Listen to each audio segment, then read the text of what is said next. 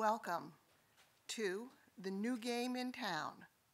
When I told my friends in New York Lee and I were coming down to the new game in town in Washington, the first three people said, "What do you know about politics?" When I explained it was esports, they gave me a pass. Lee and I are here from New York University. The new game is, you have one introduction, not two. New York University School of Sports Management, Entertainment, and Engineering are all eagerly engaged in supporting the esports players, designers, businesses, and perhaps most importantly, communities of tomorrow. We can think of no better way of doing that than working with Tom, where are you, Tom? Tom Lyman, and the United States Conference of Mayors and City-Based Communities on city-focused research and consulting projects, which we've been doing now for a number of years, with about half of them focused on esports, and in putting together great dialogues and collectively building on them. Lee and I at New York University's Tisch Institute for Global Sports are sponsoring, with the just launched Conference of Mayors Esports Network, in working on and centering our focus on esports responsibility, an effort to really focus building healthy communities socially and economically. We hope tonight is one step in that journey for Washington, D.C., a great community with a great panel of game changers. Mark Ein, I don't think there's anybody that's a better model of someone that's changing games. He never stops. Andrew McNeil, one game change after another, changing Capital One. Greg Odell, changing the focus of DC. Refugee Orozco, changing the Navy, the game of the Navy. And our moderator, the only meteorologist I know who's also an esports player. Thank you. Welcome.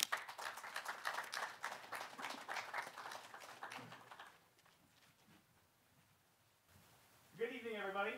Thank you so much for coming tonight, and thank you so much to NYU for having me out here to moderate this event. As she mentioned, I'm a meteorologist. I do the early morning local news here on Fox 5 Morning News, 4 a.m. and 5 o'clock in the morning. But by night, I am a gamer. I am not a good gamer. You will not find me on any of the teams we are going to talk about tonight, though I am a supporter. And I'm excited to see what esports is going to bring to us here in DC. I'm excited about some of the questions we're going to go through here with the panel tonight. So thank you to all of you all who will be sharing this information with us. Games, to me, has always been something that unites. I was lucky enough to grow up with games. I remember playing my N64 growing up with my parents, them kicking me off it. As online developed during my high school years, I still have friends that I log on with occasionally on the weekend and play over in the United Kingdom, in Europe, that I have never met, but you would think we were the best of friends just from the way we're talking in gaming. So with esports, I think that's what it's going to do. It's going to unite kind of us across the country, unite us in competition, but a friendly competition at the end of the day. So without further ado, let's go ahead and start the panel. Again, I'm just going to quickly intro everybody. We got Gregory Odell here. He is the president and CEO of Events DC. So thank you for joining us this evening. Mark Ein, of course. He's a Washington native. He's one of the most successful businessmen you'll ever meet. And of course, he's the owner of DC's Overwatch team, DC Justice. Andrew McNeil, who, by the way, did a fantastic job this morning. He was on Fox 5 this morning because he's part of the ownership group that owns the Wizards District Gaming team, the NBA 2K team, as well as Team Liquid and some other esports teams as well. And then we got Refugio Orozco. You are part of the U.S. Navy's marketing team, and you're going to talk to us about how the U.S. military is kind of getting involved with esports. So this is kind of how I plan this. I'm sort of going to go down. We'll ask some of you some individual questions, and then at the end, we'll sort of do questions where everybody can chime in on, and then we invite the audience at the end. We're going to take about 10 to 15 minutes for everybody to, it was not. Well, there we go. Ah, okay. Now everybody can hear me, hopefully. Okay. So then at the end, we'll invite the audience to come down and participate and ask questions of our panelists here. All right. So Gregory Odell, you're first up, sir. So you're the president of Events DC. So you know what's going on in town. You're the big picture guy. Supposedly. Yeah. Right? So let's start with that. So why make esports such a major focus kind of in the landscape here in Washington, and how are esports in general going to be good for the city? Sure. So first, thanks for having me, and it's an honor to be here with such an esteemed panel. So I should give quickly some context. So Events DC is a convention and sports authority, and so for us, we leverage all the assets and the venues that we have to host or produce or even create new events for the city. And in turn, we want visitors to come to the city and stay in hotels and restaurants. And so we drive economic impact for the city as a result of that. So for us, what better way to do it than the hottest growing market out there right now in esports? And so we saw that this was something that certainly is growing faster than all the mainstream sports combined. And it's very much a market segment that we wanted to pursue. And so we really took a kind of three-pronged approach, and so not only wanting to attract events to the city that would one day scale to the same size as a large convention or sporting event that we have in the city, but we also want to look at making sure that we're starting from the community, from a grassroots and ground-up approach. And so it's very important, and what we found, and Mark will attest to this, like there are gamers here and a very enthusiastic fan base. And so as we started on that journey, we were very much shocked and surprised, but it's been great to grow together with this community and obviously multifaceted community.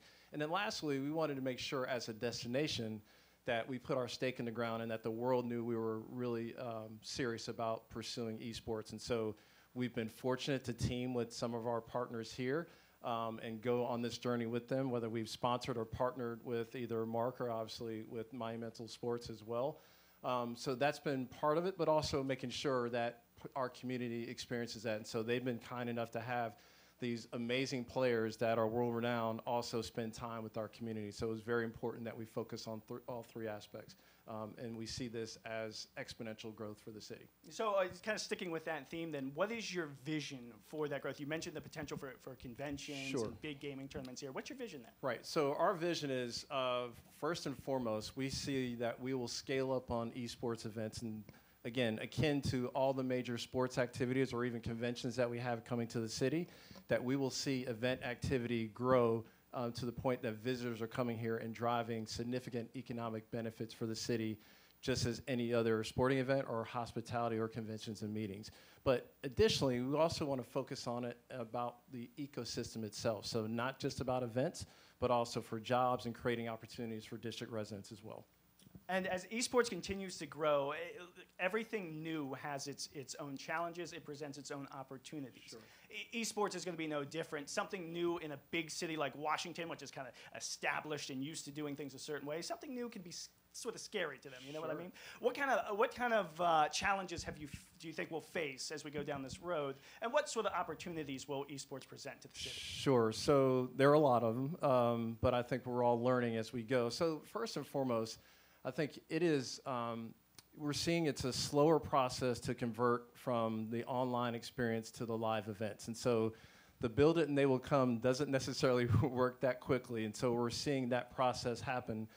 This is also kind of exacerbated by the fact that there are multiple games and there's really no standardization right now. And so all the venues are struggling about how they attract and retain these events that are coming to our city and how they're going to scale up from having 200 people or 250 to 20,000 one day in our larger venues. So those are kind of some of the big challenges we see. And so we're investing heavily in our time and resources to not only try to attract events, but even support those events to come to our city. Excellent. Well, thank you so much. I'll give you a little break now. I appreciate that. And Thanks, we'll move on, because you know what? No sports team here in Washington, whether it be pro sports or whether it be esports, is anything without an owner at its back, and an owner that's passionate. And we have two with us here tonight. And Mark Ein, we'll start with you. Your reputation speaks with itself. You're one of the most successful businessmen from Washington, D.C. You're a Washingtonian.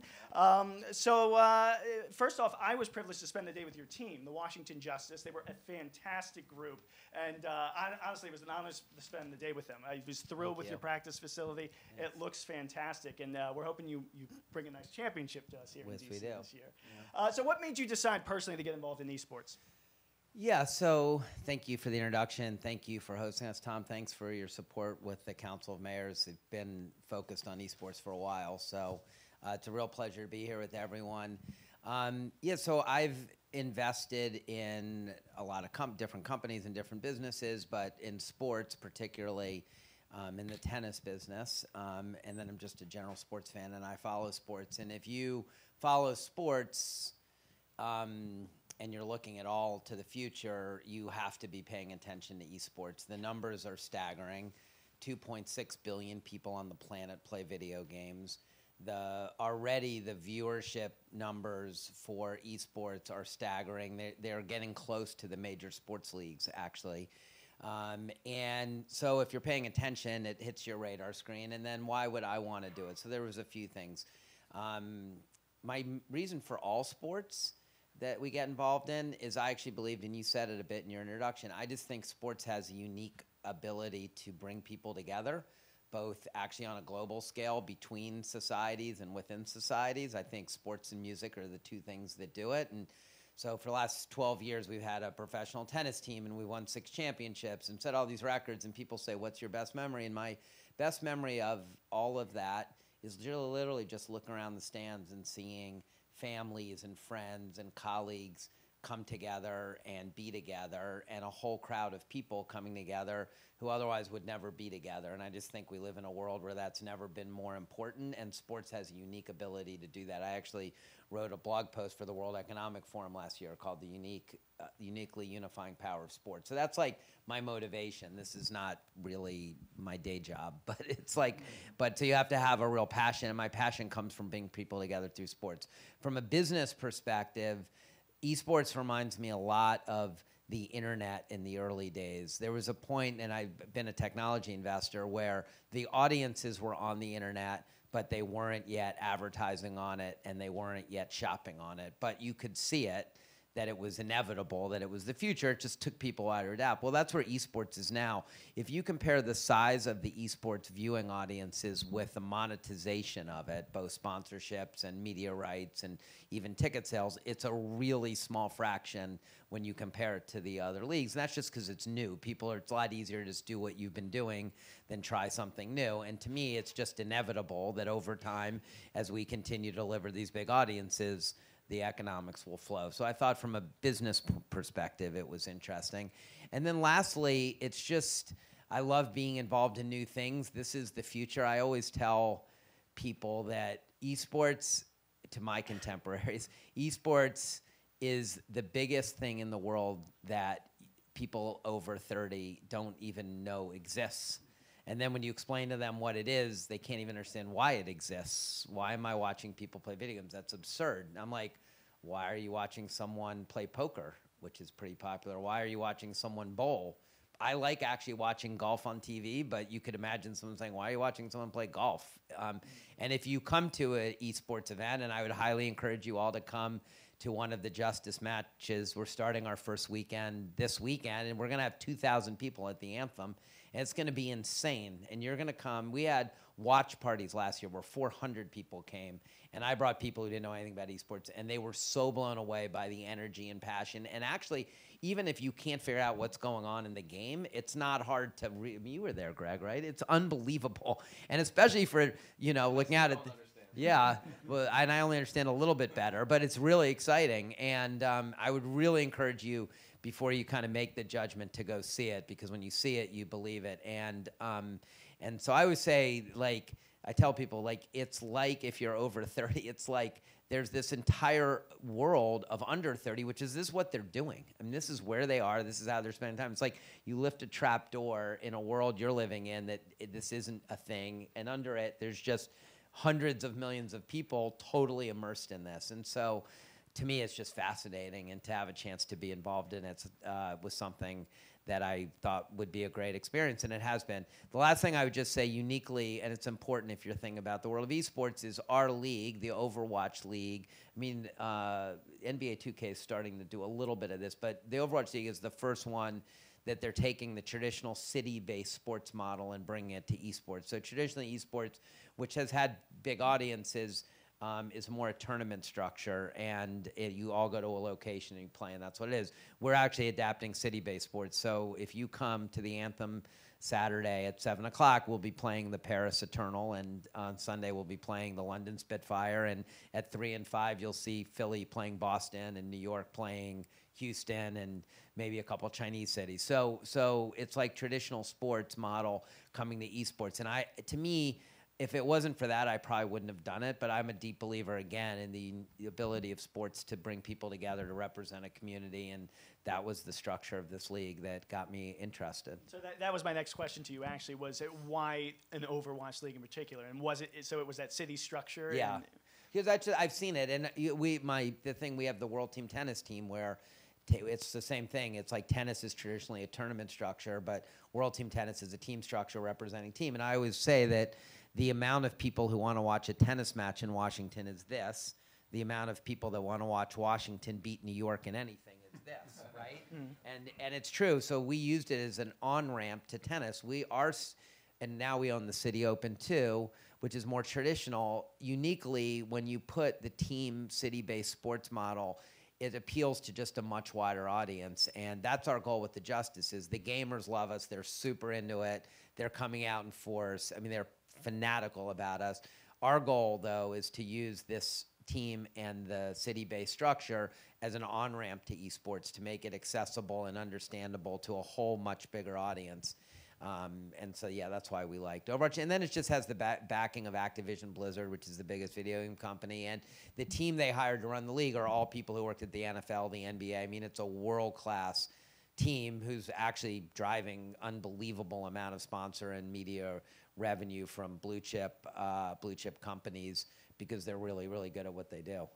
No, absolutely. And then, yeah, look, you're a native Washingtonian yourself. You Yeah. know how this city is. You just kind of mentioned it with sports. We're crazy about the Redskins. We're crazy about the Caps, the Castle, Castles. the soccer Yeah. team. Absolutely. So how do we get the Justice up to that level? So where the city's just going crazy about them like they would any other sports team? So again, it's fascinating. So yeah, the Justice, there it is. Witness history. That's us. It's going to come. I mean, we did the same thing with the castles, and you start it and you educate people, and then you provide an incredible experience, and people come back and back and back. We're really excited about the crowd we're going to get this weekend. I mean, we're going to have, it's going to be close to a sold sellout at the Anthem, which is unbelievable. It's fantastic. And our hope is that then people are going to come, and they're going to come back, and they're going to be fans. But already, so the Justice has been around for a year and a half, and we almost have 3 times as many Twitter and Instagram followers as the City Open, which has been around for 51 years and was on Twitter and Instagram 10 years ago. So we already have a big fan base. I mean, it's a very social media-centric fan base, which is the reason those numbers are there, because the City Open is a much bigger sporting event. But there already is a really big fan base around what we do. If you go on our social media, this is interesting. We had a meeting with the local RSN, Regional Sports Network, and they immediately, and we have a great partnership with them, they said, we need to be involved with you guys because 18 to 34-year-olds are playing video games and following your league. They're actually not following the Wizards and Caps as much, or even the Redskins. And so when we started the team, they put a tweet out announcing something about the team, and it had literally hundreds of times more interactions than virtually anything they had done in the previous. I went back 3 weeks through everything they did just to see. There was like one Bryce Harper thing that was like, I mean, close wouldn't even, it wasn't even close, but it was like triple digits. And our thing had like 800 likes and 400 retweets. And there's this really engaged community around esports that once people see it, and that's a target demographic for them, they want to find a way to be involved. Absolutely. Yeah. All right, well, we'll use this to transition since we're talking sports. We're going to go over now to Andrew McNeil. You are part of Monumental Sports, and you are the director of esports for Monumental Sports, and you're involved in the national team, Team Liquid. You're involved in the Wizards District Gaming, which we visited again this morning, the NBA 2K Sports League, and then the Washington Capitals just announced their own league as well. So first question for you, Monumental Sports, they know sports. I mean, their name's synonymous with it around here in DC. So how, when you talk Wizards, you talk Caps, and all the other organizations that Monumental fits in, where does your esports kind of team fit in with your other sports teams? Well, it's a good question. Actually, one of the nice things that happened this year, so primarily what we work on at Monumental, I mean, we have that association with Team Liquid through Ted Leonsis and ownership group Axiomatic, but most of what we do at Monumental specifically is Wizards District Gaming. That's about, I'd say, 80% of my time. The other sort of 20% is sort of towards our Caps gaming platform. And so, that is, for us, that we see esports as sort of a big growth area. I mean, I think, we've seen that from a sort of regional sports network standpoint with NBC Sports Washington, there are more and more cord cutters every single year. And so where those people are engaging with the Capitals and Wizards brands long term, there's a generation that's not watching those games. And so how are they engaging with those teams? And a lot of it is through the video games, it's through esports. And so having these esports platforms, these esports organizations is a way for us to reach those fans. And then over the summer, with the hiring of Tommy Shepard as the GM, John Thompson is sort of head of player development for the Wizards, Ted Leonsis and the ownership group created this Monumental basketball platform. And so what that did is that basically created shared services across the board for all four of our basketball teams, including Wizards District Gaming, our NBA 2K League team, who we consider in the Monumental Sports Network family, or the Monumental Sports family, a basketball team. So we have access to the same medical as the Wizards and the Mystics and the Go-Go. We have access to the same, player development, player onboarding processes, all of those resources. The analytics department, for instance, like the NBA 2K League draft is this weekend. Myself and Patrick Crossan, our head coach, and Zach Leonsis, we've been meeting regularly with Tommy Shepard and Brett Greenberg, the GM and assistant GM for the Wizards, talking about our draft strategy, getting tips from them. I mean, the Wizards and the Monumental basketball family are actively involved in what we're doing with Wizards District Gaming. It's really exciting for us. And I've just got an interesting question as Sure. sort of like a fan for that NBA, because I'm interested in that draft kind of a mentality. Because with, say, Mark's team, it's all kind of recruitment. And let's find the best Overwatch players and let's put them on the same team and get them out there. With you guys, you have to draft, right? Yes. What kind of challenge does that present for you guys? A lot of challenges. One being just the path to pro for the NBA 2K League is far different from what the Wizards or the Mystics or the Go-Go are looking at. Like, if we're drafting a kid, so we have the #1 overall pick this Saturday. We're very excited about it. Any hints? No. We're probably going to be drafting a kid who's 18, 19, 20 years old, who is, maybe he spent a year or two in college, just sort of being an adult or something. But for the most part, like, when the Wizards are drafting a player, they're drafting a kid who was probably the best player on his high school team, who knew he was going to go play college ball. Then he was the best player on his college team, knew he was going to go play pro ball, and then they draft him. We're drafting a kid who's probably just going to come from home, move, to DC, leave home maybe for the first time in his life, and expect to be a professional all of a sudden. So there's this really steep learning curve for us. Like, one of the things we've been talking about is that onboarding and that player development process is infinitely important for us. The other being just the build that our players play at the NBA 2K League studio in New York for their competitive games is actually different from the retail version of the game. So we're not only expected to draft a kid who, we have to expect to be a professional, we also have to understand or predict if them being good at the retail version of the game is going to translate into the actual esports version of the game. Interesting.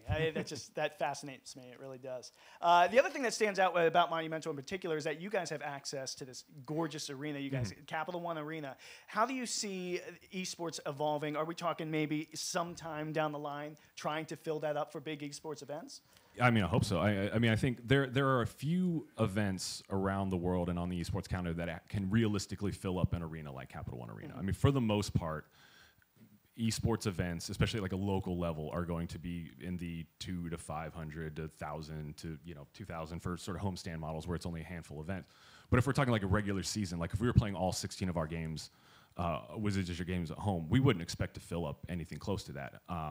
It's really that's the Riot Studios in LA where they play. I mean, League of Legends is the NFL of esports essentially, and that studio where they play all their matches at is only 150, 200 people. I mean, and so expecting to fill up something like Capital One Arena, you know, it's a once in a year sort of opportunity, and there's only a handful of events that can really do that. That said, just if I can chime in on that, is so the finals of the Overwatch League the last 2 years were at Barclays Center in 2018 and the Wells Fargo Center in Philly last year, and both were total sellouts. So and sold out really fast. They don't. It's not 20,000, but it's like 16,000 people watching the finals of our league. And so we're actually talking.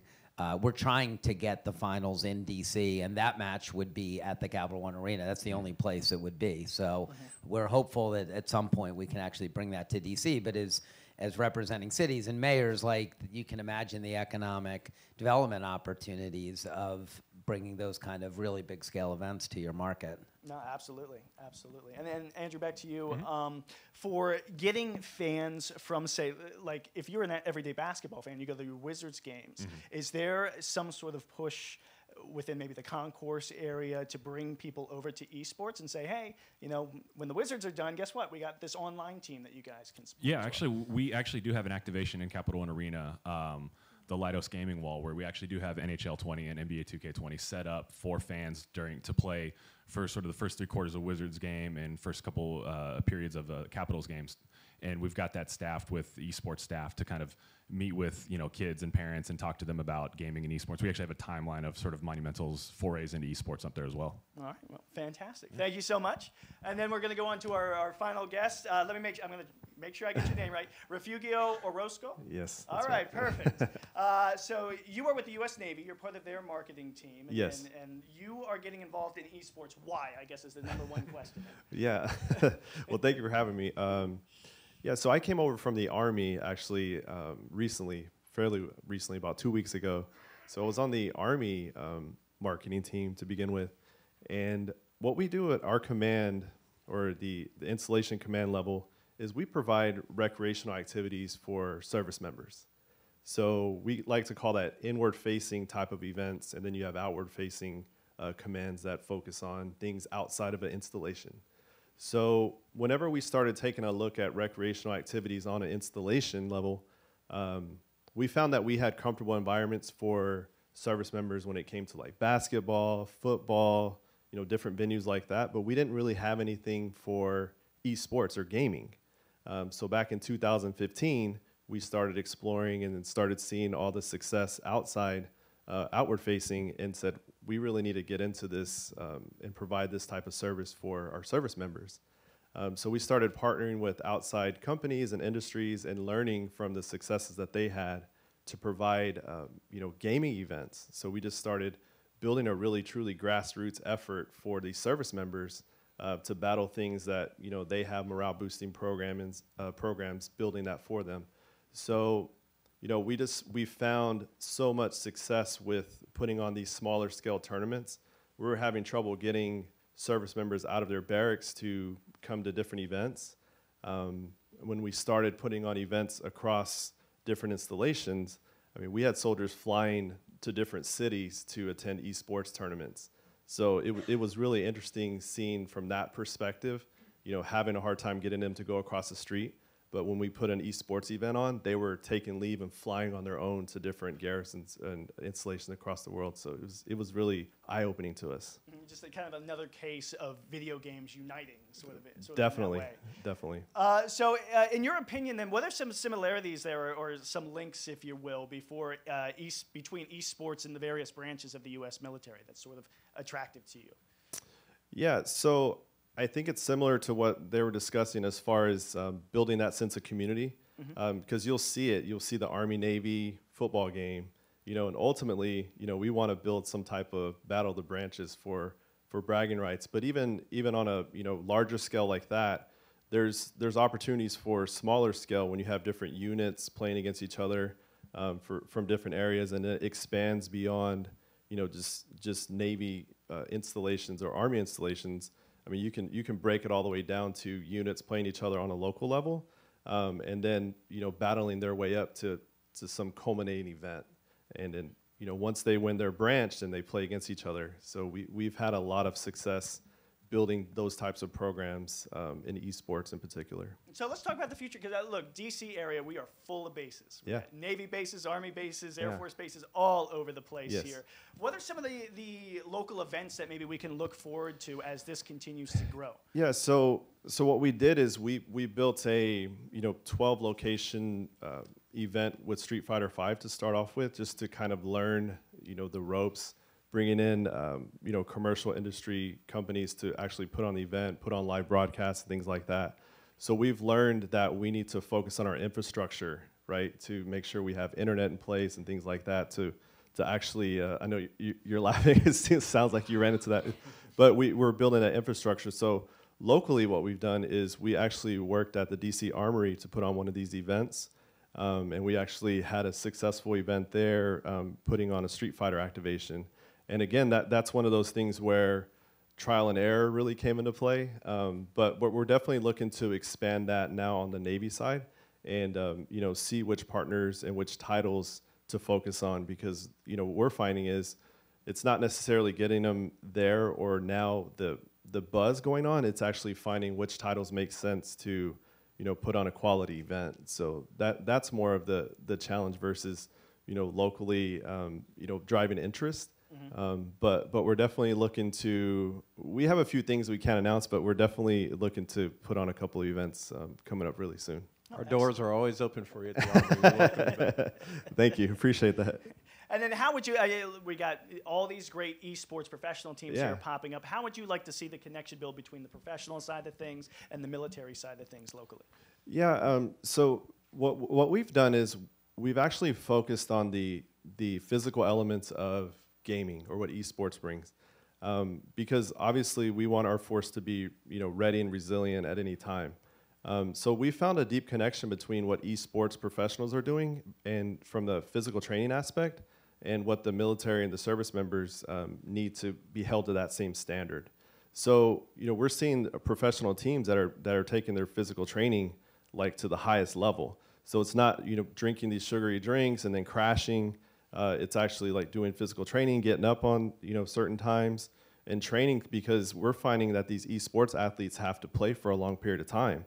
And it's the same, they have to be there cognitively, right? And then have that eye-hand coordination. So we're finding that same thing with our service members, is it's not necessarily, binging on food and things like that. It's actually, there's a lot of skill to it, and there's a lot of cognitive and physical elements that directly connect to our mission as well.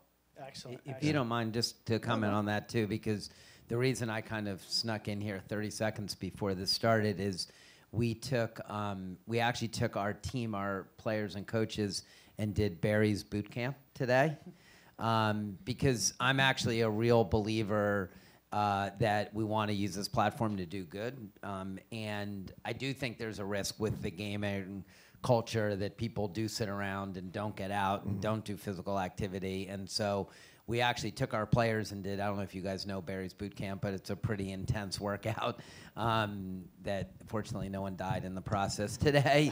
But they actually loved it. And to your point exactly, the pros in these esports are fit. Like, our team is fit. They're in good shape. And I want to use this platform because I get a lot of people say, I don't want to bring my kids because I don't want them to get into the gamer world. Well, you're not going to stop them because they're going to. But how can we then use our platform to actually be good role models for all the other people? And so that's a big priority of ours, and we just started it today with our Barry's Bootcamp collaboration. Yeah. And the league was so supportive of it because they believe the same thing. Like, what is the NFL has their thing where they're encouraging people to, getting their athletes to promote physical fitness, and it's a huge priority for us too through our esports platform. Yeah. Did you do Barry's as well? I do it all the time. Yes. All right. So at this time, I think we'll move on to questions that I will just ask, and we will open it to everybody to answer. And then afterwards, we'll move on to our audience questions here. So we'll start nice and easy. So what is one thing that you guys would say that you would want to do to increase the esports base here in DC? So if you could do one thing to increase that base, what would that be? So I can start. I think it's important. I made mention to it, but I think it's worth stating again. Like, it is not just about the playing the games and the events. It is an ecosystem. So I think we all have to look at it from that perspective. And so no different from any other investment that a city makes, like what is the return and the benefit to the residents? And so, you know, not only is it just a job creation that we talked about, but it's what Mark just spoke of. Like there's an education process, and there's also access to certain communities who may not be exposed to esports otherwise. And so all those things come into play. And so when we make an investment of our time, resources, and energy, we have to focus on that and justify that holistically. So for us, that's kind of not just one thing. I probably gave you 5 things, but that really is kind of a broader picture for us that we have to focus on. Fantastic, fantastic. Anybody else? I think from our end, I mean, it's as simple as playing home matches. We're entering the 3rd season of the NBA 2K League, and we've never played a home game. All of our games either have been regular season or tournament games at the 2K League studio in New York City, or they've been in-season tournaments in Orlando or Las Vegas. And so for us to be able to play in front of a home crowd and start to develop that local community to rally around us and to support us, and to tie us in a little more closely with some of the local sports teams here, the Capitals, Wizards, et cetera, I think that's important for us. I think if the single biggest catalyst to accelerating the growth, because it's growing already a lot and it's going to continue to grow, the single biggest catalyst actually is if the media follows it like a professional sports team. So if the results of our matches are in the Washington Post and on the news channels, and NBC Sports Washington is covering us all like a other sport, it just is it's a super important reinforcement that when people come and watch you, that it matters, because then it's reported in the paper and on the news, and then that's the big accelerant. So we're hopeful that that's where we end up this year, but it changes it from entertainment to sports, and it changes it from like, yeah, I don't care if I go, I better be there because people are going to be talking about it the next day. And just from the media aspect, I feel like the media is going to have to go there eventually too, because you guys mentioned it before.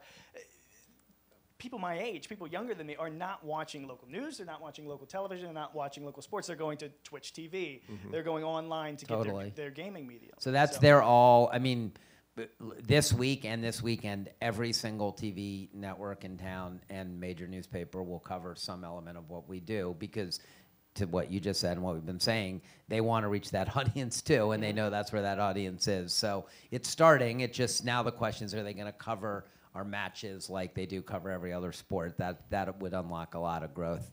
I think for the military, it's keeping that community connection with what partners are doing in the city, and keeping that connection and keeping those options open to our service members. So whether that's attending any of these events or just keeping them educated on the things that they can do outside the gate, and really get involved with the community, that's always important for us. But it's no different with esports also.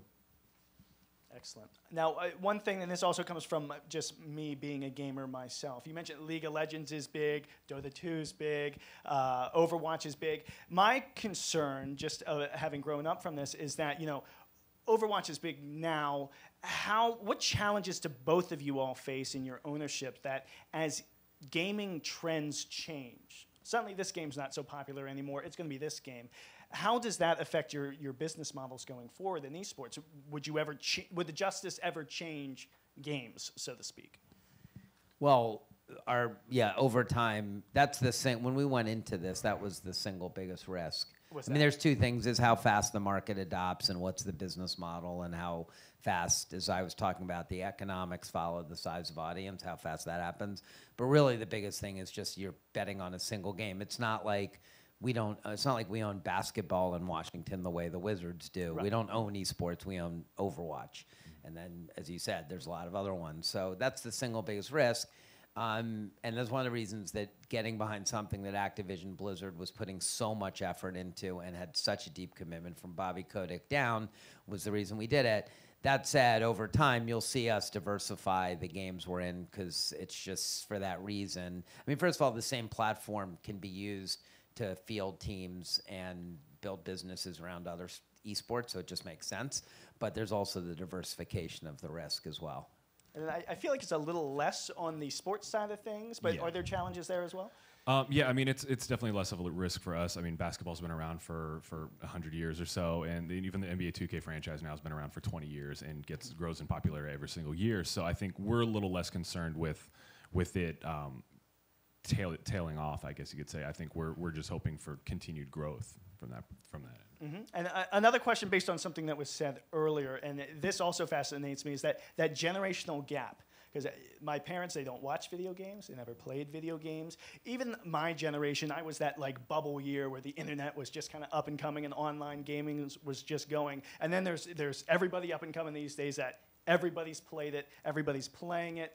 How do we bridge the gap? Because what you're going to have is high schoolers, middle schoolers who maybe want to go down to the Anthem to see the event, but they can't go alone. They got to get their parents, and they're like, you want to go watch video games? I don't want to bring you down there for that. How do we attract the parents and get the parents down and let them know, hey, this is not a bad thing, kind of thing? I think there's some sort of educational outreach there that has to be done to sort of inform parents about what this is, because I think it's a seeing is believing thing. I mean, for me personally, I lived in Texas my entire life until I moved up here 6 or 7 months ago to take this job with Monumental Sports and Entertainment. So imagine me trying to explain to my 65-year-old dad why I was moving cross country for the first time for a competitive video gaming league. Mm-hmm. I mean, but once I sent him, I didn't send him Twitch links because that was beyond him. But I sent him YouTube links because luckily the 2K league's on YouTube, and he understands that. And so, him being able to see what was going on, I think helped a lot. And by the end of the season, he was texting me asking why Dayfry wasn't playing, for instance. So I think really with esports, seeing is believing. And so finding a way to get people there is a big eye-opening experience. Mark, would you agree? Because I will say my first esports experience when I went to an actual event, I would compare it to like a college football tailgate. It was just one big kind of party. Yeah, so I just think seeing is believing, and when people come and have a great time, people are going to want to come, and word of mouth. And also having something for everyone. This is one of the things that we learned in our tennis, whether it's the Castles or the City Open, is people always say, how did you sell out the Castles? We sold out 7 of the 10 days this year at the City Open. Say, how do you do it? There is no silver bullet. There's no one thing you do. We actually always view it as a layer cake, that you have something in the experience that appeals to a lot of different groups. So obviously the gamers are going to come in there and see it, but if you're a parent, we want to have good food, so they're going to have good food, and we want to have interesting games and other stuff around that's going to make it an experience. So you're going to want to come and come back, even if you're not a hardcore gamer, if you're the parent of a gamer. And so just creating a world-class experience, I think, in the end, is the best thing we can do, and then getting people to try it and then telling their friends that they got to check it out. Mm-hmm. By the way, I was going to say, which is not limited to esports. I mean, mainstream sports, conventions, you name it, all now have to create these experiences to be appealing to a broader audience. And so we're seeing that, there's no mistake why the mainstream sports attendance has been declining rapidly in some of these sports. And esports has been growing for that very reason, because of the experience that is either lacking or is being created somewhere else. Mm-hmm. And what can the city of DC do? This is all up and coming. Sure. Esports kind of new, but it's growing exponentially year after year. What can the city do to become not just like a esports town, but the esports town here on the East? Sure. So I think a couple things. One, we need to be great partners to those that are here today, as we've tried to be, to give the resources and support. So that could be, the infrastructure, physical infrastructure for some of the events that we're talking about, but also could be a conduit for them to touch the community. So one of the things that we've done for both our great partners is that we've sponsored the watch parties, where we've seen these, fans come in droves. But we've also had lots of activations where we do maybe pros versus Joes, and so we have these professional players that are now playing with members of the community, and particularly in all communities. And so we've partnered with Boys and Girls Clubs, you name it. So we've given greater access, so that's good for them because it gets, broader appeal for them as well. But also, to your point, for those who never would have touched esports otherwise, they now are getting a chance to see that. So we think that's just, again, part of the broader ecosystem, but we also think the city can do things non-traditionally and support or make it easier for investment, even for things like the training that's going to be required or housing for players. So there's a broader play here to bring all of that to Washington, D.C. as a destination, not just the events. What we've done is we've focused on building our military esports ecosystem. So with that, we started focusing on intramural play. so that could educate other leadership, other community members about what esports is. Because if they can see some type of program that's focused and they can understand a season, or they can understand that they're playing on Saturday evenings and things like that, they start becoming a part of that community to watch and cheer their fellow service members on. So we found success with that, and we're starting to focus on what we call intramural recreational play. Excellent. And, guys, where do you think, what's the next big thing in esports that we sort of have to watch out for? Like, what's coming in, from where we are now, what's that next step forward that we got to take to make this the next greatest thing in DC? Tough questions. I mean, first of all, I just want to say that the city and Events DC under Greg's leadership and his chairman, Max Brown, who's really into this, and their board, but the whole city, the mayor, and everyone, they've recognized this, and this should be one of the esports capitals of the world, because the demographics of our city match the demographics of esports. It's a young, educated, tech-savvy community, and actually the region, not just DC itself. And that was one of the reasons Blizzard was so excited that we started the DC team, because they recognize it as one of the best markets. And for Call of Duty, which is the next thing, like DC, our region down to Norfolk's like the best Call of Duty market in the world, maybe, or at least the United States. So you already start with something really good. And I don't know that there's a next thing. I think, you're saying that you also want to have home matches. We want to throw great home matches. That's the way you're going to get non-traditional gamers to come pay attention to this. Is you're not going to get it by them going on Twitch like your dad, or they're not going to start communicating with their 55-year-old friends on Discord. That's not going to happen. But if they can go see it, seeing is believing, I think that's good. And I think we can get more big events. If you guys, they're tied to Fortnite through their investment in Epic Games. If you could bring a big Fortnite event here, if we can bring a big Overwatch event like the finals here, those kind of tentpole events, I think, will be the biggest on-ramp we can create to get all kinds of new people to pay attention to this. And then once that happens, then it just goes. One of the things that I always talk about as it relates to tennis and hockey, actually, is when I grew up in Chevy Chase, the Caps played out at Prince George's County at the Capitol Center, and hockey was fine, but I didn't get the biggest crowds. It wasn't people's imagination. And I literally, growing up, I think I knew 2 kids who played hockey. And then the Capital One Arena is built downtown. The Caps become this powerhouse franchise with incredible players like Alex Ovechkin and others. And there's a massive ice rink shortage now in Washington, D.C. Everyone plays hockey, and it's directly tied to the Caps being more in the mainstream of our culture and society in Washington. It then fueled the kids' ecosystem and the recreational ecosystem. That's exactly what we've tried to do with tennis by elevating tennis. I have so many people who come to a Castles match or the City Open who say, oh, I played it as a kid and I haven't played, but this looks really fun. And then they tell me 6 months later, I'm back to playing tennis because I went and saw it. And Arthur Ashe used to say that if you want to create a tennis player, make them a tennis fan, have them go see it. And so I think if we build this live event ecosystem, then you're going to grow esports. And then the more people that play it, the more that come, and you get on this virtuous cycle where they feed off of each other and they grow. Yeah, I would say, I think kind of one of the next evolutions of this is there being more sort of smaller everyday touch points with esports locally. So like, for instance, like Mark's example of like there being a media ecosystem around esports in DC that covers these teams, like they cover the Caps and the Wizards. There being sort of more LAN centers where people are gathering who are esports fans and engaging with each other and playing games more regularly, and they're developing that more of a community than there currently is. I think the more everyday touch points that it's not esports comes around once in a while. It doesn't come around for 5 Overwatch League homestands and a couple of Wizards District Gaming home events. Like if it's every week, every day, there's esports in people's lives here. I think that's kind of the next evolution of it. Excellent. I was just going to add, I mean, and to echo Mark's comments, but specifically from our perspective or from the city, like it's really about being bullish and doubling down. Like we can't half step with this. We have to really continue to make the investment and resources. I'm happy to report, I'll embarrass him for a second, but we just hired our director of esports, Neil Johnson, who has a rich history of having brought many events, and so.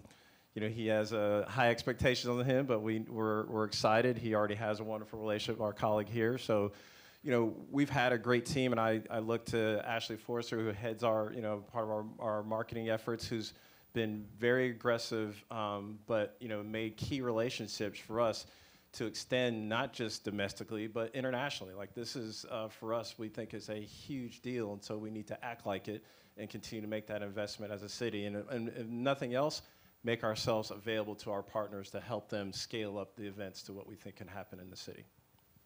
All right, excellent, guys. Thank you so much. That concludes my questions, but I believe what we want to do now is go ahead and open it up to the audience. If you have any questions for the panel up here, there are 2 microphones in each of the aisle there. You can step to it and ask any question you want of our terrific panel. Guys, thank you so much for answering my questions. Appreciate that. Thank you. Hi. Hello? Let's see. Okay. My name's Paul, and this is not a gotcha question because I have no idea what the answer is. But what's the gender balance in performers and fans now in esports? Yeah, I mean I'll take that. It's definitely male dominated. Another one of our objectives with our team is to use our platform to change that. So we had the first female general manager in our first season, and now we have another female general manager. We had the first female assistant coach. I really would like to get female players. There was one female player in Overwatch the first season. There just isn't. It hasn't happened. But my hope is that we can use our platform to address that. And beyond gender diversity and balance, I would love in 5 years for the Justice team to reflect the full diversity of our community too. One of the things I'm most proud of in the Castles is we've actually had 2 players who as kids came as fans already in only 12 years. They literally came when they were kids, watched the team, and then have played on the team. And that's our same objective with the Justice, is to get the full representation of our whole community involved in the sport. But it is depending on the game, they're all different. They all are more male-oriented today. Yeah, I mean, NBA 2K League is similar. It definitely skews more heavily male, both on the player side, on the fan side. The 2K League did have a female gamer in the league last year. She played for the Golden State Warriors. Unfortunately, she actually announced yesterday that she's going to be taking a step back this season and not being playing. But the draft pool of players that'll be selected this weekend, there are a number of females in there. And I know this past season, after the 2K League season ended in August, the league actually hosted a women in gaming camp at the 2K League studio in New York City, where they flew out, I want to say it was like 15 of the top female 2K players who weren't in the league for like 3 days of learning from coaching, working with other 2K League players, and doing some exhibition matches. And it was a really, really good experience for them all, and it's something that we've been sort of trying to develop Monumental, a sort of female gamer empowerment program that we're actually working on with the Mystics that will be launching sometime this summer. Ariel Powers, who plays for the Mystics, is a big-time gamer. She plays Apex Legends like all the time. And she's been a big advocate for us and been a big part of what we do with Wizards District Gaming. And so I think, having people like that in the Monumental family who are, not officially part of our esports program, but part of it, part of the Monumental family, I think we're looking for those opportunities to kind of build up that culture. Hey, thanks. My name is Josh Bound, and I wrote mine down so I don't screw this up, so pardon if I read, okay? My name is Josh Bound. I'm from Video Game Clubs of America, and I'm a career teacher of 20 years, and some of my students are here. Shout out to Jeremy and Mike for making the travel. Question is, the comment I want to make is, I'm glad you guys said connectivity right off the bat. That was positive. You scored points with me. But my question for you is, are you guys kicking around the idea, or do you know anybody that is kicking around the idea of connecting what you're doing with promoting gaming clubs in schools, thereby ultimately would be creating esports teams in schools. Our gaming clubs meet 120 kids' needs, but 23 of them play esports competitively, Overwatch, League of Legends, Hearthstone, all of them. So are you guys on that movement with connecting education esports? Yes, I can speak to that, and thank you for your question. So we had, and I should have mentioned, part of our efforts when we've talked about community-based was also working with the local colleges and universities. And oddly enough, as you're probably more familiar than I, there are some pretty substantial collegiate leagues as well. And so as part of our strategy is not only to work with the local regional teams, but also bring some of the larger collegiate leagues here as well. So we're very excited and bullish on that, and we think it's a great opportunity not only to give access and to certainly our venues for some of these events, but also it's a way for, again, to in a broader sense, promote the sport as well. Yeah, and as you know, also there are nearly 50 universities or more now that are offering scholarships, which is an amazing thing, but a lot of people don't know that. And at Monumental, I know we met recently with DC State Athletic Association, talked to them about their esports plans. I believe they're partnered with Play Versus to kind of develop an esports league here in the DC at the high school level. And so we've met with them and been in discussions with them about how we can kind of help support them as they build out that platform. So it's something that I know, I mentioned sort of the path to pipeline, like we want esports to be more, standard and to be more coaching and development mentorship at the youth level, because that just helps sort of the pro pipeline. And we've been deeply involved with schools in Overwatch. We hosted a collegiate tournament ourselves back in the fall, and we have a really proactive outreach to all kinds of schools, from high schools to college to clubs, and would be interested in talking to you about what you're doing. But yeah, it's a hugely important initiative for us as well. And Shenandoah University in Winchester, Virginia, sorry, my wife's from there. I hope this isn't being streamed and she's gonna say that I said that. Yeah, shoot. But that's actually where she's from, and they're having a major in esports. So they're starting a major in esports. They're really engaged with us as well. Yeah. We have a youth program that we focus on also, so we've been looking into recreational programming for the youth services also. Hello, thank you for being here. I'm Rebecca DeFreitas. I'm an event producer for Freeman by day. By night, I'm a Georgetown graduate student who's writing my master's thesis in esports. So I was hoping kind of just to pick your brains. What we're trying to anticipate is that space in the industry where a non-publisher event organizer, something like AUSA, would be interested in activating an eSport pavilion on a trade show, convention, reception. I was just wondering if you can maybe boil down just one or two points that is important for these event organizers to have in the back of their head when they're looking at ROI, retention, and making sure those esports pavilions are something that they do year after year, not just a one hot shot for a highlight of one trade show. Thank you. Everybody's looking at me. I guess that falls on me.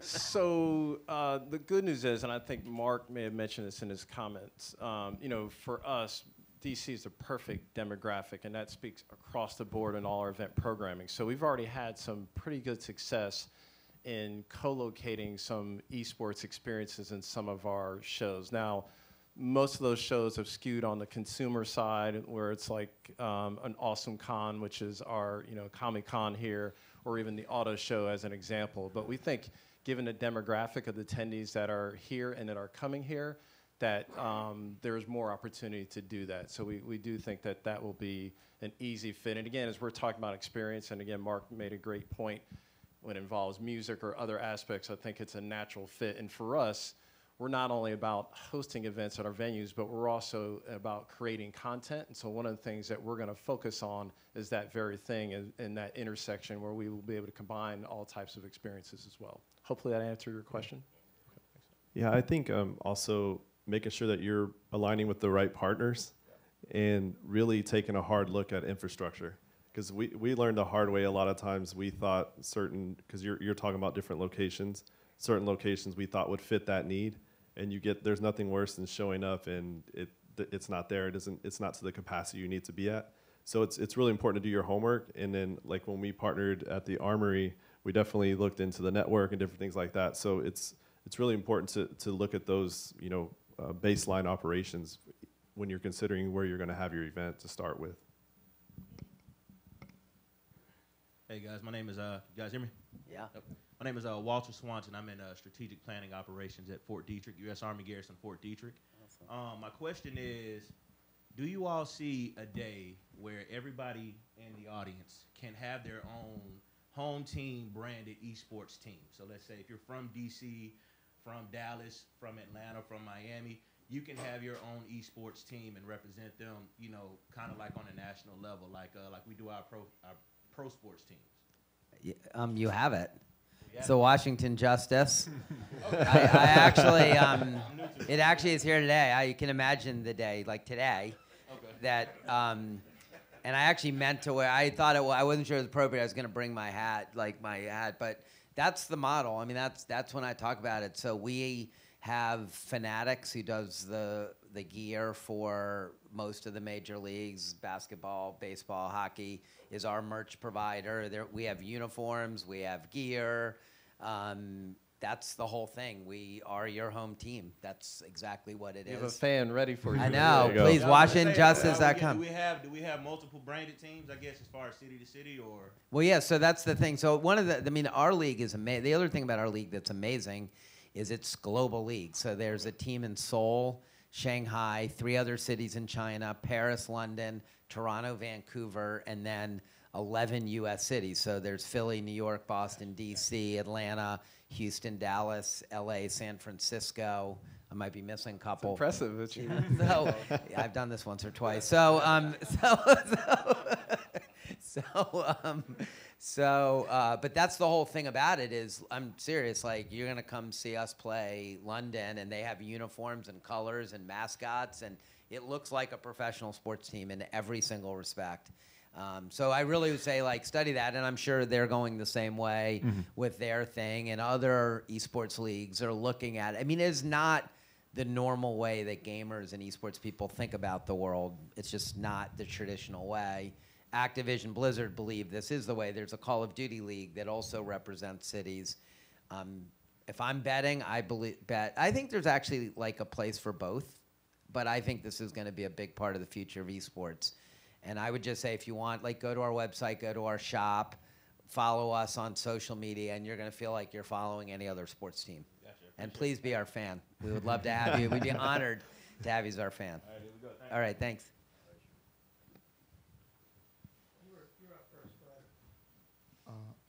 My name is Colin Drummond. I'm a producer with TMZ. And I have a kind of piggyback off of his question a little bit. What formula would you guys be doing with promoting the players or the team? Kind of like with the NBA, the players in the Major League Baseball and the NFL more go on the teams. I mean, I think in terms of player promotion, I mean, I think we in esports especially rely very heavily on the players to help promote our brands. I mean, I think, you know, some of our guys have, you know, if not as bigger followings than us in terms of their sort of fan bases. So I think it's very much like a mutual thing where we want to promote them, but we also rely on them to self-promote. That helps build our brand as well. You know, our guys, you know, we have them stream. They stream regularly during the off season, both for our team channel, but also for their individual Twitch channel. And I mean, we see that as a mutually beneficial thing. Yeah, I mean, this whole world exists in social media, so, and that's the way we market, build, but we build our players just like every other league does. So when we were in Barry's boot camp, we had videographers and photographers. They've been posting endlessly. There's comments around it. I mean, just like all the other leagues, and this is really central. I mean, actually, when we started marketing this, I raised that shouldn't we use email to market, and after everyone in the meeting like got off the floor from laughing at me and thinking I was completely out of touch, they explained that that's not really relevant, and it's actually interesting.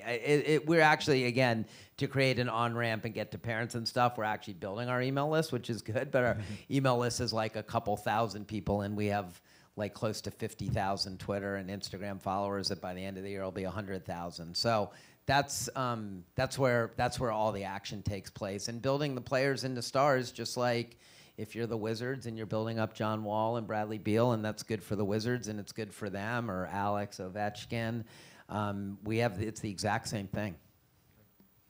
Well, this is what I get for going after him because he really stole my question out of Brandon. But I do have another question, and that is, especially for Mark, when you get 2,000 people at the Anthem this weekend, how many people do you expect to be streaming this on Twitch or YouTube over the same amount of time? Well, so we have a media rights deal with YouTube. So you can watch all of the Overwatch games on YouTube. It was Twitch for the first 2 years, and we just switched to YouTube Gaming. YouTube's making a huge, both Twitch and YouTube are making big pushes. Twitch is gaming, but YouTube's making a big push into gaming too. And so last weekend when we were in Philly, I was watching the games on YouTube. And so we're actually, the league's getting paid a gigantic amount of money for the rights, just like other sports leagues do when they sell it to the networks, for them to have the right to do that.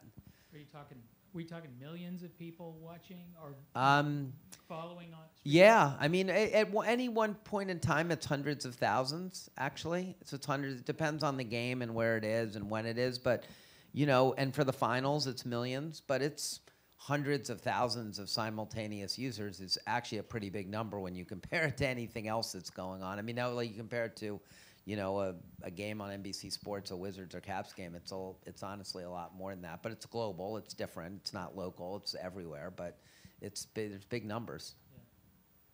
Yeah. I didn't introduce myself at the beginning. I'm Alan Fogg with Fairfax County's Economic Development Authority. We met. We met. We did. Just to know that we're very interested in seeing how this can be used for an economic development point of view for what we're doing. So don't steal our business, man. Yeah. It's complimentary. So one point, I just want to make a point about that because hopefully if we don't get a question, to me, this is for mayors, for economic development, for corporations. This is the thing that is important to realize why people are doing it is because if you want to find people 18 to 34, which everyone wants to do, this is where you have to go. Like, you can hope they're somewhere else or the traditional. They're not. This is where they are. Our fans spend 1.8 hours a week. Our core fans and our core 18 to 34 demographic spend 1.8 hours a week watching traditional sports, 4.9 hours a week watching esports, and 20 hours a week playing video games. So if you're like, I'm going to go get them by, being involved in traditional sports, you're just not going to get, it's not where they are. And so interestingly, from a sponsor point of view, and I know you have the same experience, we actually get sponsors who want to sponsor us. One of their main motivations is to be cool to their workforce and to be people do it because and the armed forces too. That's a big part of it is like we want to be aligned so that actually people want to come work at our company. And so in our sponsorship deals, part of it is like us sending our players out to the companies and spending time with the employees and the recruiting, the sort of halo of being in tune with esports is something that they view as a recruiting tool. So whether you're trying to sell to 18 to 34-year-olds, hire 18 to 34-year-olds, get 18 to 34-year-olds to travel to your city, get 18 to 34-year-olds to live in your city, this is where they are. And that's why you should be part of it. Keith Jones, DKN Sports, Office of Cable Television in D.C. Before I ask Mr. McNeil a couple questions, the reason the city open and the castles are successful is the guy sitting in the middle there. He knows how to put on an event, and having covered many sporting events over my career, that's why. It's not just Mark's relationships with Venus Williams and other people like that. He knows how to put on an event, and he knows what it takes to put on an event. So if there is a guy, not to give an endorsement, if there's a guy to probably make this league work, it's probably Mark Hine. But that's super nice. Thank you. We have an amazing team of people. It's a lot more than me, but thank you. To Mr. You're very welcome. To Mr. McNeil. I want to make sure that I'm clear for what I heard about the 2K20 league. Mm-hmm. If you're going to do the draft in particular, you're going to take a kid who may have gone to a year of college, who's in his parents' basement playing video games, and draft him into a league, making him a professional, which means you're going to pay him money. Correct. Is there a pay scale in the league? Yeah, so in the 2K League, whenever players get drafted, they basically sign a 6-month contract directly with the league, and they're paid roughly anywhere from $32,000 to $37,000 for that 6-month contract, depending on how many years they've been in the league, if they've been in the league for 2, now 3 years, or if they were first round pick versus a second through fourth round pick. So they make, 32 to 37,000, but there's also a prize pool for in-season tournaments and playoffs. So last year, the prize pool for the 3 in-season tournaments and then playoff shares was $1.2 million. So Timberwolves Gaming out of Minnesota actually won the league last year. I think the prize pool for the winning team was $350,000. So each of those players with their share from the playoffs versus their base salary, cleared over $100K each. The guy next to you obviously is a businessman. He and your boss chase the money from the standpoint of they're not going to get into a business that's not profitable or not deemed to be profitable going forward. Where does this big money come from to be able to support the players, pay everybody, and such? Yeah. So first of all, Ninja is probably the most famous gamer. Made $9 million last year or the year before from streaming, right? It was like 12 or 15. 12 or 15. Yeah. The guy, how old was the guy who won the Fortnite tournament that they hosted actually 16. At the U.S. Open? 16, when he won $3 million. Mm-hmm. Again, just so like you guys understanding like what's going on and why people are spending time on it. Like 16-year-old won the World Fortnite Championships that ironically they hosted in Arthur Ashe Stadium at the U.S. Open site. He made $3 million for winning a weekend tournament. Our players actually make a lot. Overwatch just has a bigger ecosystem around it, but they all, it's a lot more than that. They make, many of them make well into 6 figures, and they're all 18 to 21. And so, again, it's just important to understand that, because you're saying, why are people spending time? It's like, why are kids going and playing basketball to try to be great? Because they can be rich and famous and they love the game. Why do people go work at tennis courts and dedicate their lives? Because they love the game and they want to be rich and famous. Well, if you're really good at video games, you can be rich and famous. And so that's going to motivate a lot of people. From our point of view, what drives the ecosystem? The revenues are traditional sports revenues. So media rights, I told you our media rights deal is really substantial. Sponsorship at the league level is really substantial. Our sponsor revenues is starting to kick in. It's becoming really substantial. And I probably get more incoming calls on esports from companies wanting to explore it than anything else, than any of the other things we do. Other ones you have to call and convince them. People are calling for all these reasons we've talked about and said, how can we get involved? And then you have ticket sales and you have merchandise. It's all the same revenue streams. It's all the same. And then for a Ninja on streaming, they get a share of the ad revenue that they drive on Twitch. So they're online or wherever he moved, I guess, from Mixer, Twitch to Mixer. But they get a piece of the ad revenue they drive, and they have massive audience. And if you guys don't understand people coming to watch video games, now try to understand what like watching someone stream is. They're like playing the game and talking to you, and they get millions of people watching it, and advertisers paying them a gigantic amount of money to reach that audience. So that's the ecosystem. But it really looks a lot like, it ultimately will look a lot like traditional sports ecosystem. And if you look at the sponsors of our league, it's State Farm, T-Mobile, Intel, a bunch of snack companies. It's all the usual ones paying gigantic money to reach this audience. All right, gentlemen, any final thoughts here as we wrap things up? All right. I would just say, I'll say, please come to our match this weekend, or 5 homestands. You guys have the pocket schedules. I would say if you really want to understand what's going on, seeing is believing, you should come. I won't be around, but Mark, if you go to our website, Washington Justice, I'm just Mark at Washington Justice, M-A-R-K, if you want to reach or follow up or have questions, and I'll hook you up with either I will or the team with any follow-up questions you have if we can help. You guys answer questions or become part of this community in any way, we would love to do that. And while you're there, stream the NBA 2K League draft on your phone. What's the cost or price range to watch the Justice? So tickets start at $30. They start at $30, and we try to make it affordable. So it's gonna be this weekend especially, the opening one is gonna be phenomenal. Yeah. So. I would say just look out for what the Navy is going to do in esports this year, because we're looking to do some exciting things, and just looking forward to the success and partnerships that we can hopefully have with you around locally. So, All right. Well, gentlemen, thank you all so much for coming out here today. Thank you, everybody in the audience, for attending today. And I believe we're going to have a reception. So thank you all so much. Have a great evening. Just quickly, first of all, on behalf of Dean Vince Gennaro and everyone at the NYU Tisch Institute for Global Sport, thank you to our moderator and panelists and the organizations that you're with for all the support. Thanks to NYU Washington, D.C. Global Campus for hosting us this evening. Thanks to Merrill Lynch for support in our conversation as well. And thanks to all of you who are here and are helping us continue this conversation. We would not be here, by the way, were it not also, and maybe most importantly, the United States Conference of Mayors, Tom Cochran, Tom McClyman, Jocelyn Bogan, and everybody at the conference. Not even 10 years ago, a group from the Conference of Mayors came to NYU and said, we need to do some things in sports and sports in our cities, and we started doing some work.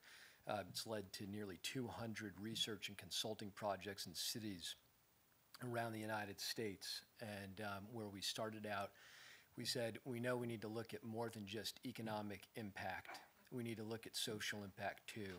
And one of the things that we've discovered in our work is that esports is probably the place where all this is happening. We like to say that what we've learned is esports is about engagement, but that even more than that, esports, as I think you heard our moderator and panelist speaking to, is for everyone.